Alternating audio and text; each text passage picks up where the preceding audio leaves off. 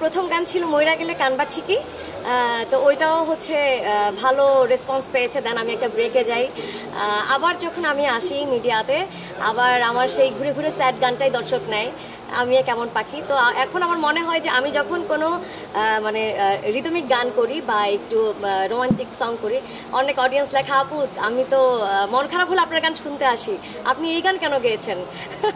আপনি দুঃখের গান গাবেন সবসময়। তো আমার অডিয়েন্সরা চায় যে আমি স্যাড ভার্সন গানগুলো করি, দ্যাটস ওয়াই আমি স্যাড ভার্সন করে থাকি। আমার মনে হয় যে আমার ভোকাল টোনটাই থাকে না, যে কিছু মানুষের গলায় নাচের গানগুলো ভালো লাগে, কিছু মানুষের গলায় দুঃখের গান ভালো লাগে। আমার কণ্ঠটাই হচ্ছে দুঃখে ভরা, মুখটা হাসি হাসি, কণ্ঠটা দুঃখে ভরা। আপনার গানটা হচ্ছে টিকটকে এবং রিলে ব্যাপক ভাইরাল হয়েছে, সে জায়গা থেকে যখন দেখেন নিজের গানটা ব্যাপক ভাইরাল কেমন লাগে?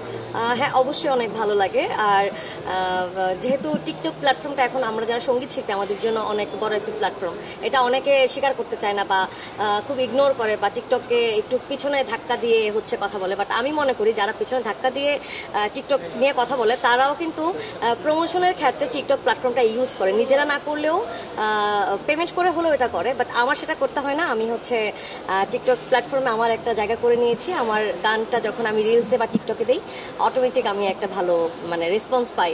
আমার অডিয়েন্স অপেক্ষায় থাকে যে কবে আমার নতুন গান আসবে, আর ওরা ওইসব গানে হচ্ছে রিলস মেক করবে, টিকটক মেক করবে। নিজে করেন কিনা আপনি? হ্যাঁ, অবশ্যই করি। হ্যাঁ, অবশ্যই করি। অ্যাক্টিং করি না, আমার গানের যেটা লিপ পার্ট থাকে আমি সেইটাই হচ্ছে সেভাবে লিপ পার্ট করে করে গেয়ে ছাড়ি। ভালোই। হ্যাঁ, আমার মোটামুটি প্রত্যেক সপ্তাহে আমি একটা দুটো গানের কাজ করি। আমার নিজের চ্যানেলে হচ্ছে আমি মান্থলি একটা গান দিই, বাট এমনিতে প্রত্যেক সপ্তাহে বিভিন্ন চ্যানেল থেকে হচ্ছে আমার গান আসে। আর কম বেশি গানগুলো মানুষ বেশি মানে নেয়, পছন্দ করে, একদম ফ্লপ যায় না আলহামদুলিল্লাহ। জি, বুঝিনি। মনের মানুষকে এই গানটা শুনিয়েছেন কিনা? ও আচ্ছা আচ্ছা, হ্যাঁ হ্যাঁ, কেন শোনাবো না, অবশ্যই শুনিয়েছি। আমি তো যখন কোনো গানের মিউজিক রেডি হওয়ার আগে তাকে আগে গান শোনাই, যে দেখো তো গানটা কেমন, আমি গাইবো কিনা। যখন সে বলে যে হ্যাঁ পারফেক্ট, তখন আমি গাই।